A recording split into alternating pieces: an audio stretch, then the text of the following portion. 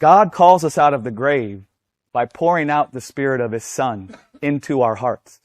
That's Lazarus, come forth. He calls us out of the grave by pouring out the Spirit of the Son. He pours out the Spirit of the Son to bring about the death and the resurrection Jesus partook of in our hearts. He wants to circumcise our hearts from the life that's in the world that's dying. He's bringing about the same thing in us where we go to the cross, but it happens in our hearts. And He sees the only way we go into the cross is if we think life is found there. It's like Glenn said when we were talking the other day. He said, oh, well, that makes sense because, who wants anything to do with the cross? It's just torture and pain. Life. It's life.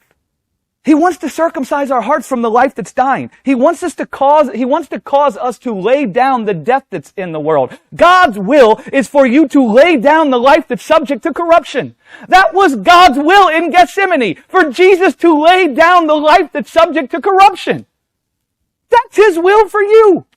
This flesh doesn't want that. This flesh will fight tooth and nail not to die. You see what flesh does when it's going to die? It fights tooth and nail. Don't it?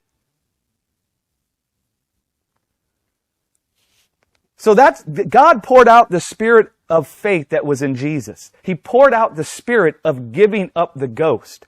The Spirit of giving up the ghost was poured out on all flesh. So that Spirit could dwell in us and bring about something in us where we do the same thing that Jesus did on the cross. Where we see the life we have from the world as being unto death. We look at the life we have from the world and we don't see the laying down of that life as being unto death, but we see the laying down of the life we have from the world as being unto life.